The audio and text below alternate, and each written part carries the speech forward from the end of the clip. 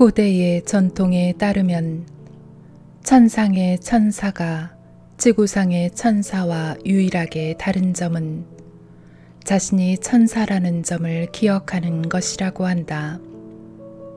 때때로 우리는 천사와 같은 열린 마음과 순수함으로 사랑에 빠지게 된다.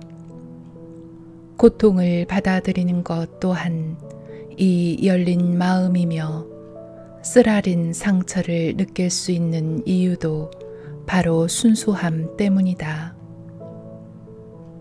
우리가 천사라면 매우 강력한 능력을 가진 천사일 것이다.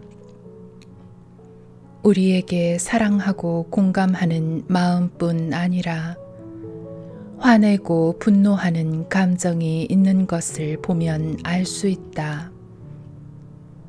우리는 마음속 깊이 진한 감정을 느끼며 산다. 그래서 그 강렬한 감정을 느끼는 대상을 향해 긍정 에너지를 혹은 부정적인 에너지를 뿜어낼 수 있다. 어느 나라에서든 거리의 성난 군중이 다른 사람의 사랑하는 사람을 죽이고 아끼는 물건을 파괴하는 장면을 볼 때마다 나는 가끔씩 저 성난 천사들 좀 보게라는 생각을 하게 된다. 우리가 천사라고 믿던 안 믿던 간에 다른 생물체와는 달리 우리는 스스로 마음의 상처를 입는 측면이 있다. 하지만 마음의 상처를 입었을 때 상처를 치유하는 열쇠는 다름 아닌 축복의 힘에 있다. 신비의 공간. 무언가 끝이 나고 다음 것이 일어나기 전인 짧은 순간, 그 틈 사이에는 어떤 힘이 존재한다. 은하계의 탄생과 소멸에서부터 이 일의 시작과 끝, 인간관계, 심지어 단순하게 들이쉬고 내쉬는 호흡에 이르기까지 모든 창조 행위에는 시작과 끝이 있기 마련이다. 시작과 정지, 팽창과 수축, 삶과 죽음의 순환 과정인 것이다. 모든 시작과 종말 사이에는 아무것도 일어나지 않는 순간이 존재한다. 마법과 기적은 바로 그 순간에 발생한다. 그 찰나에는 아무것도 선택되지 않아서 모든 가능성이 존재하는 것이다. 바로 그 틈에서부터 우리의 몸을 치유하고 인생을 변화시키며 세상에 평화를 가져올 수 있는 힘이 나온다. 모든 사건은 이 강력한 마법의 순간에서 비롯된다. 옳고 그름의 판단 너머. 사해 문서의 저자들이 말한 틈의 공간에서 비롯되는 힘이 존재한다는 사실은 의심할 여지가 없다. 에센의 평화복음은 들숨과 날숨의 사이에 모든 기적이 숨겨져 있다고 말한다. 다른 고대의 전통과 마찬가지로 에센의 복음서가 가장 으뜸으로 여기는 가르침은 그 틈의 공간을 이용해서 기도하는 자세를 가다듬는 법이다. 기도를 시작하기에 앞서 특히 어떻게 몸과 마음을 가다듬고 준비해야 하는지를 상세하게 설명하고 있다. 에센의 가르침은 그 짧은 순간에 모든 판단과 두려움과 상처를 일시적으로 유보하라고 말한다. 중립적인 자세를 갖고 나면 상처받은 마음에서 흘러나오는 탁한 판단보다는 건강함과 명료함을 기도에 실을 수 있기 때문이다. 그럼으로써 신의 지성과의 성스러운 대화에 몰입하게 되고 기도는 최대한의 효과를 발휘하게 된다. 수피 시인 루미는 유창하고 단순한 어조로 자신과 함께 마음속의 중립지대로 가자고 우리를 초대한다. 그의 초대는 짧지만 실로 강력한 메시지를 내포한다. 옳고 그름의 판단 너머에 장이 있나니 나는 그곳에서 그대를 만나리라. 두렵고 위험천만해 보이는 세상 속에서 어떻게 그곳에 도달할 수 있을까? 그 지침은 분명하다. 감정의 윤활유, 축복. 신 루미가 말한 옳고 그름을 초월한 장은 축복의 지혜 속에서 찾을 수 있다. 어떤 대상을 축복을 함으로써 그것을 승인한다는 의미의 일반적인 축복을 말하는 것이 아니다. 이런 형태의 축복은 행동이나 상황, 사건을 용서하지도 방해하지도 장려하지도 않는다. 좋고 나쁨을 가르는 가치 판단의 시각이 전혀 포함되어 있지 않으며 단지 사건이 일어났다는 사실만 인정할 뿐이다. 가치 판단을 배제하고 있는 그대로 인정하는 행위는 치유의 길로 들어서는 관문이 된다. 감정을 억압하는 것은 일종의 방어 기제다.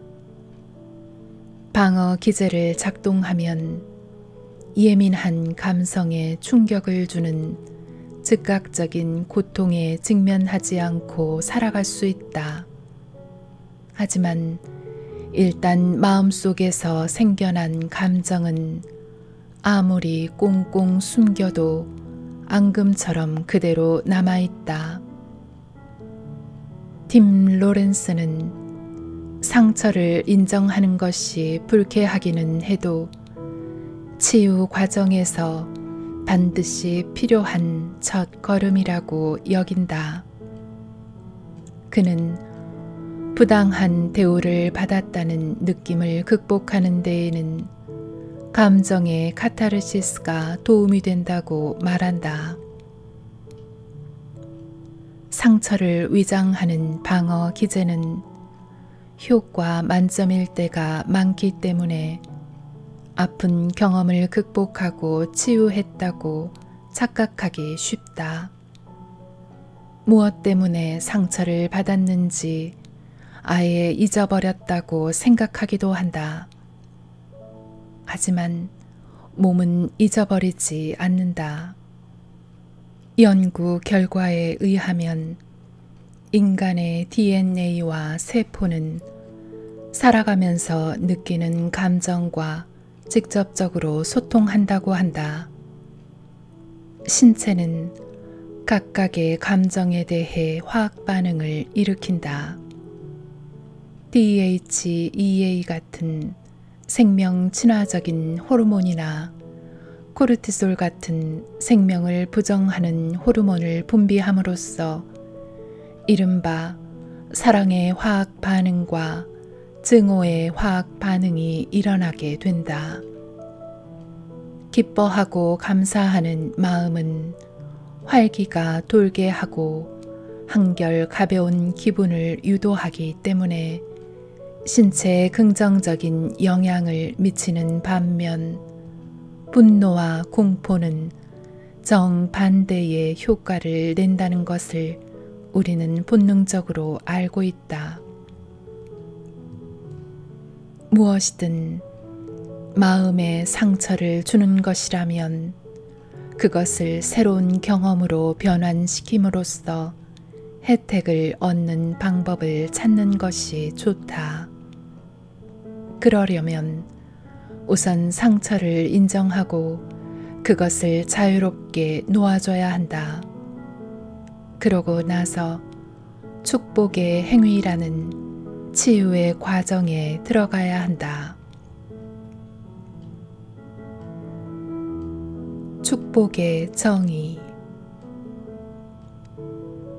축복이란 현재 마음을 괴롭히고 있거나 과거에 마음을 괴롭혔던 일에 대한 감정을 다시 정의하는 생각이나 느낌 혹은 감정이라고 정의할 수 있다. 다른 말로 하면 축복은 상처받은 감정을 몸 안에 가두어 두기보다는 해방시키고 치유의 빛을 향해 마음의 문을 열어젖히는 윤활유라고 할 수 있다. 마음속에 윤활유를 바르기 위해서는 누가 고통을 받았고 어떤 이유로 고통을 받았으며 누가 그 결과를 목격했는지 상처받은 사건을 모든 측면에서 인정해야만 한다. 무엇이 축복인가에 대해 토론을 하다가 보면 무엇이 축복이 아닌가에 대한 분명한 개념을 갖는 것이 무척 중요하다는 생각을 늘 하게 된다. 내 마음을 아프게 한 사람을 축복한다고 해서 내게 일어난 일이 하찮은 일이 아니라거나 다시 일어나도 좋다는 뜻은 절대 아니다. 여기서 말하는 축복은 잔혹한 행위나 학대를 용인하거나 변명하는 것이 아니다. 상처투성이의 추억에 그것을 용인한다는 도장을 찍는 것도 아니요. 그것을 다시 경험하겠다는 뜻도 아니다. 축복은 고통스러운 경험에서 우리 자신을 해방시키는 일이다. 어떤 일이 일어났던지 간에 그것이 일어났음을 인정하는 것이다. 일단 마음속에 일어난 감정을 인정하고 나면 상처는 몸 안에 정체되어 있지 않고 몸 안을 돌아다닌다. 축복은 루미가 말한 옳고 그름을 초월한 장에 도달하는 관문인 셈이며 그 틈의 공간으로 접속하는 열쇠이다. 마음의 상처를 유보함으로써 그것을 다른 감정으로 대체하는 것이다.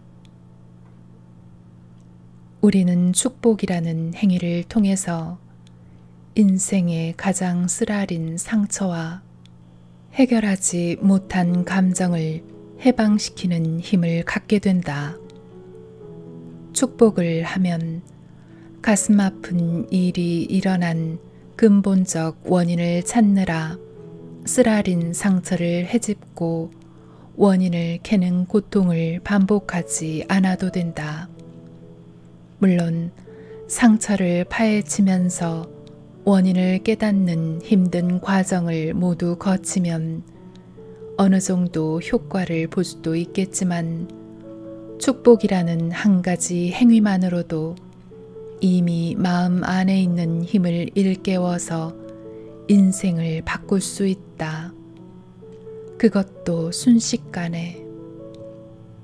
분노와 상처로 얼룩진 나약함이 아니라 강인함과 명료함에서 선택과 기도를 끌어낼 때 기적은 시작된다. 말은 쉬운데 실행하기는 어렵다고 느껴지는가? 우리가 어떤 선택을 하느냐에 따라 쉬울 수도 있고 어려울 수도 있다. 축복이 강한 효과를 발휘하는 이유는 간단하다. 무언가를 축복하면서 동시에 판단을 내리기는 불가능하기 때문이다. 우리의 마음은 축복과 판단을 동시에 할 수 없도록 되어 있다. 축복을 하기 전에 당신의 인생에 축복을 받아들이기 위해서는 한 가지 질문에 정직하게 대답해야 한다. 마음이 불편하다면 반드시 다른 사람 앞에서 공개적으로 할 필요는 없다. 이 질문은 당신이 어떻게 옳고 그름을 따지는지 자신의 가치관을 이해하는 데 큰 도움이 된다. 질문은 이렇다. 나는 잘못을 했을 때는 대가를 치러야 한다거나 보복을 해야 한다는 감정적인 대응이나 통념을 극복할 준비가 되어 있는가? 다른 말로 하면 나에게 상처를 주었으니 너도 당해봐라 하는 생각을 극복할 마음의 준비가 되었냐는 뜻이다.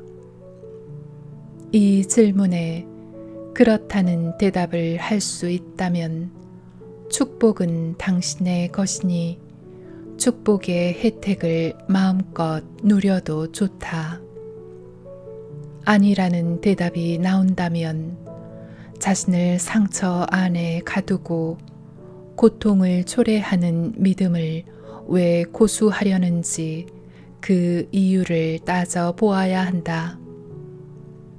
축복은 예나 지금이나 옳고 그름을 따지지 않는다. 다만 자기 자신의 생각이 어디에 와 있으며 어떤 것을 성취하려고 하는지를 명쾌하게 이해할 수 있도록 도움을 줄 뿐이다. 고대인의 비결. 이러한 축복의 행위는 일부 통념과 상충하는 것처럼 보이지만 과거의 위대한 영적 스승들의 가르침과는 일맥상통한다. 축복을 추천하는 이유는 축복이 가장 많은 사람들에게 가장 짧은 시간 안에 가장 강력한 치유의 효과를 발휘한다는 것을 알게 되었기 때문이다. 축복의 지혜를 담은 서양의 문서들은 왜곡되거나 완전히 삭제된 경우가 있었다. 하지만 20세기 중반에 발견된 성경 문서들에는 잃어버린 고대의 비결들이 잘 보존되어 있다. 흥미롭게도 나그암마디 문서의 일부인 도마 복음서처럼 가장 논란이 많은 문서들 중에는 판단을 유보하는 데서 나오는 힘을 잘 설명한 것들이 많다. 도마 복음은 예수가 일생 동안 알고 지냈던 사람들에게 한 말을 기록한 외경으로서 삶과 죽음과 불멸에 대해 예수와 제자들이 나누었던 대화가 들어있다. 인간의 궁극적인 운명이 무엇이냐는 질문에 예수는 지속적이고 영원한 생명의 속성을 지닌 존재의 나무라고 부르며 그것에 대해 다음과 같이 말문을 연다. 그것, 나무와 친밀한 사람은 누구든 죽음을 경험하지 않으리라. 이때 가치 판단을 자제하는 것이 핵심이라 할 수 있다. 참된 지혜는 종종 우아한 향기를 풍기듯이 예수는 제자들에게 불멸의 왕국에 들어가기 위해서는 어떻게 해야 하는지 이야기하면서 중립을 이룬 마음을 이렇게 설명한다. 둘을 하나로 만들 때 안을 바깥처럼 바깥을 안처럼 만들 때 위를 아래처럼 만들 때 암수를 하나로 만들 때 너희는 왕국에 들어갈 수 있으리라. 차이를 구분하는 마음을 초월할 때 사물을 분리하는 극단적인 가치 판단을 없앨 때 죽음을 경험하지 않는 상태를 만들 수 있다. 옳고 그름, 좋음과 나쁨을 뛰어넘을 때 마음의 상처를 극복하고 크게 성장할 수 있다. 이러한 진리를 머리로 이해했다 하더라도 정작 에너지 장인, 신의 지성과 소통하고 창조하는 주역은 우리의 마음 안의 감정이다. 예수는 스승이자 치료자로서 마음속의 지혜를 통해서 상처를 승화시키는 방법을 알려주고 있다. 축복하라. 성경은 우리에게 축복을 하라고 말하면서도 과연 어떻게 축복을 하고 왜 축복이 효과가 있는지는 별로 밝히고 있지 않다. 하지만 예수가 현세와 다음 세상을 살아가는데 가장 바람직한 마음가짐을 제자들에게 설명하는 대목에서 그 실마리를 찾을 수 있다. 너희를 저주하는 자를 축복하고 너희를 모욕하는 자를 위하여 기도하라. 정의와 보복을 혼동하기 쉬운 현대인들조차 고개를 갸웃하게 만드는 말이다.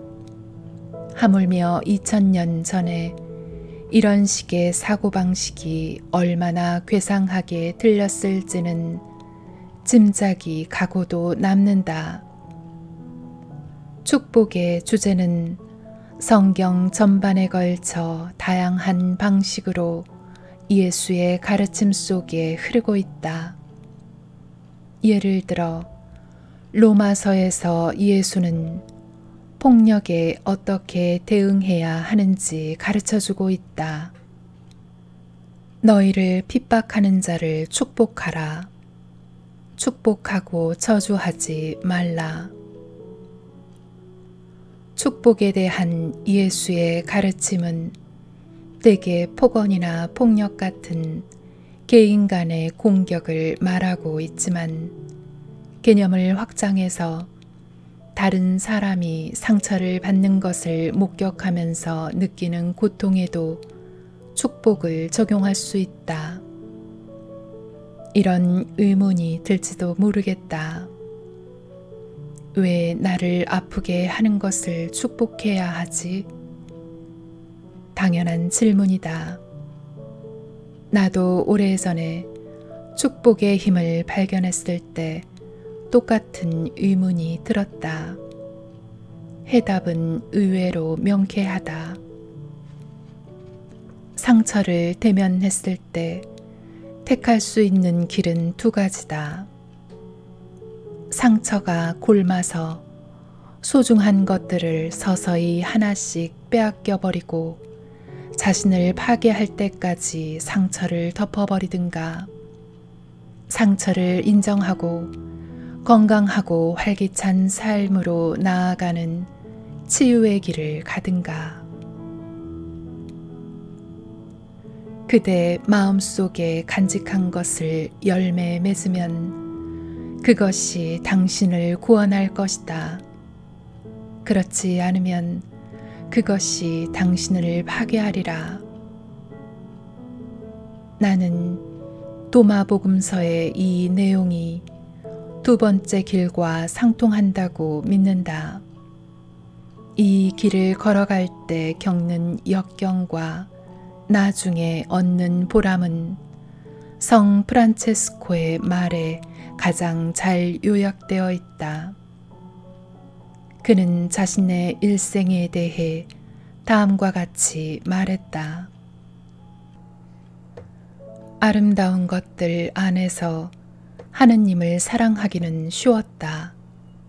하지만 모든 것 안에서 하느님을 받아들여야 한다는 깨달음을 얻었다. 아름다운 경험이든 추악한 경험이든 모든 경험을 받아들여야 한다는 뜻이다. 선택은 우리 몫이다. 축복의 길을 선택한다면 치유의 길을 선택한 것과 마찬가지다.